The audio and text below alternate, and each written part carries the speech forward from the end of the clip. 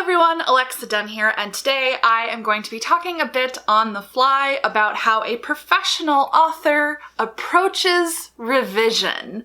The reason this is on the fly is I am literally doing this right now. I am figuring out how to approach the revision of my third book, the IVIES. I just got my edit letter this week and we're going to talk about that. And the thing is, people request all the time that I talk about revision, how to do revision, and I do have some videos on that. But the honest answer is there's no real perfect way to tell you how to revise because revision is different for every book, for every person, and also, it's similar to drafting where you kind of, I think, go into a fugue state after you've done something and you can't quite explain how you did it. I think it's worse with revision than drafting. And so the further I get away from revision, the least useful I am at actually telling you what I did. So I'm in it right now. So I'm going to tell you what my thought process is and how I am, as of right now, planning to approach this big revision. So first of all, I do have an editor at a publisher, so I received an edit letter. Depending on the kind of critique partner or agent you have, you might receive this kind of thing as well, which is a top-line overview of the book, of the things that work and the things that aren't working quite as well. And my editor in particular had some specific ideas for how I might fix things. I also got the most amazing annotated version of my manuscript. Again, depending on where you are, you might get this as well. I was blown away with the level of detail that my editor gave me. It's basically a combo line edit and developmental edit that we're doing. So that does complicate my revision right up front. I'm not just taking top-line narrative things and reworking them, I am doing that, but I'm also doing the line edit at the same time. We've decided to do this on my manuscript so that we can basically get the whole book ready for copy edits faster. And so I have to address line-by-line aspects from my editor at the same time. So the first wrench in the works this throws for me. So I usually edit in Scrivener when I'm doing a developmental edit. I basically create a brand new Scrivener file and this enables me to create new scenes and move things around. Because I'm doing a line edit at the same time, I don't get to do this time. So the weirdest thing about this revision is figuring out how to revise in Microsoft Word in a way that's going to work for me so that the developmental edits don't get out of control or get confusing so I don't miss things and I don't get overwhelmed. My thing about Microsoft Word, why I don't draft it, for example, is it's very easy for me to get overwhelmed and lose sight of kind of the order of things in my manuscript. So the way I've kind of decided to approach it this time around is to revise in batches. Sometimes this is going to work for you, sometimes it isn't. This for me is a revision where I think it is the smartest way. Otherwise, what I would often do is do a chronological developmental revision in Scrivener where I'm going in order, but I'm moving around at the same time, but I do one comb pass through the whole thing, working on all of the different things I need to work on. In this case, I think instead I'm going to do one chronological pass through, going through my editor's extensive and incredibly helpful notes, working on it basically in 3 primary sections, the ones that make the most sense, but also happen to vibe with the edits. First is an Act 1 revision where I'm basically, it's the biggest thing I'm doing in this edit. I am revising my main character arc, and this does impact the mystery. It doesn't change my mystery, this is a thriller. It adds layers to it. It's one of my favorite notes that my editor gave me. I was like, that's really brilliant. But changing my main character's essentially kind of her position in the story, it adds these extra elements and I'm going to have to reapproach every single scene with my character in terms of the murder and the primary investigation and think, so how does this other new element add complications and complexity to each and every scene? The biggest places it's going to make a difference are Act 1 and Act 2, so setup and then primary investigation. So in Act 1, I have to do all of that setup. This includes moving some things. Again, my editors had really spot-on notes.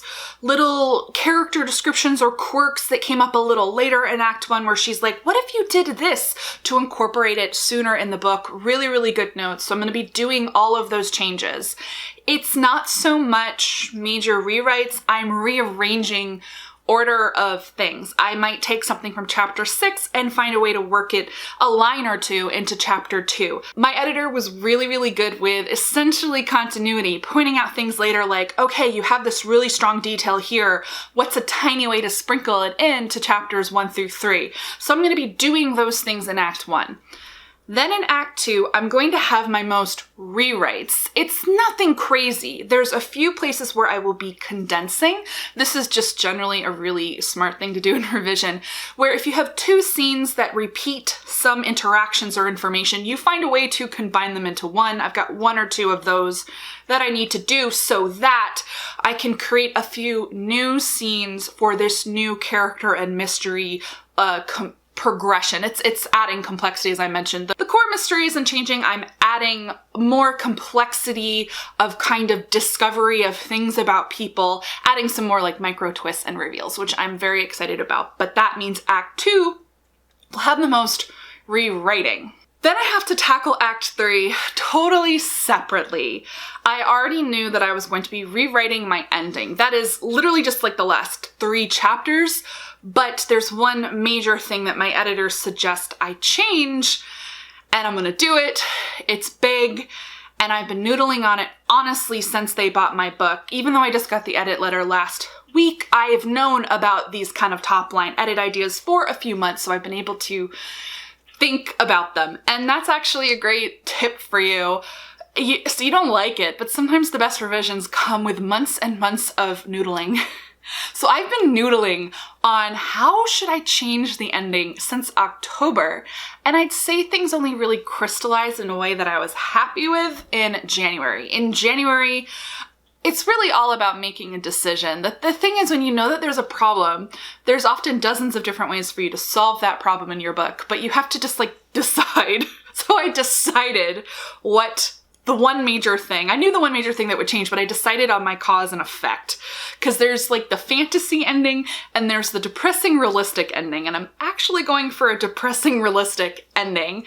The original was kind of depressing and realistic as well, but this is a slightly different one. And I started making those decisions. And those changes will be kind of impacted by some of the edits I do in Act 1 and Act 2, but by and large, won't. So my plan for Act 3, first of all, I'm going to outline. I know you're shocked. It's different when it's a revision for me. For some reason, I can outline once I've written something. I'm going to outline my new ending, run it by my editor, because there's still 1 or 2 variables of character outcomes that are up in the air. I want to know my editor's opinion. I'm like, how do you feel about me doing this to this person? Will you be upset? Because I kind of want to do this terrible thing to this person. So I'm going to run it by her before I do it. But essentially my first pass, complete pass, will be Act 1, Act 2, Act 3, different kinds of revision strategy. Each act is going to require something different from me, but I'm going to do them working through that Microsoft Word document, looking at the line edits, etc. Though I actually think I can write my new ending in Scrivener. Point is, I'm going to work through it completely, but I won't do everything. I will do everything that I need to do in Microsoft Word with my editor's notes right in front of my face. Then when I complete that, I am going to do a second pass. There are some find and replace things I need to know, and I know that seems silly, but I'm going to wait to the end there's a character's name I want to change. I'm going to do it at the end. My second pass, I'm going to look at what I've got. Because there are going to be some real changes to the reading experience, which is the point, when I make these changes. So I'm probably going to have to read through the whole thing, which I don't usually do, but I think I will. We'll see if that remains true. And then I will do a second pass. This is where I'm going to smooth out wrinkles, but also this is what I'm going to call my Hail Mary pass. There will be one more opportunity to go through this book, copy edits. And also technically pass pages. But on my second pass, I have a couple of things that have been niggling in the back of my mind that I really want to fix. that are a little too overwhelming to do while I'm doing the other major change. And the major change really is just this main character arc. By changing my main character's base perspective, I have to change a lot of things in the book. It's gonna make it so much better. And then so I'm gonna do the other things that are too overwhelming to do at the same time on a second pass. I don't always do a second pass, but I think that's how I'm gonna approach it this time. So the thing is, I have a month to do this revision. It's a little bit overwhelming. It's also just overwhelming because I am going to be out of my comfort zone working in Microsoft Word. I'm literally gonna dive in this afternoon. So that's the thing. Just like you wanna know how a professional author approaches a revision. I got my notes on Wednesday. I took Wednesday and Thursday to read over them. I read the edit letter on Wednesday, and then the annotations, because it's my entire manuscript, I split that over 2 days, going note by note. The next thing I did was I opened a Google Doc. I have 2 actually. The first is questions and responses to address with my editor. So responses to some queries and also questions about her edits.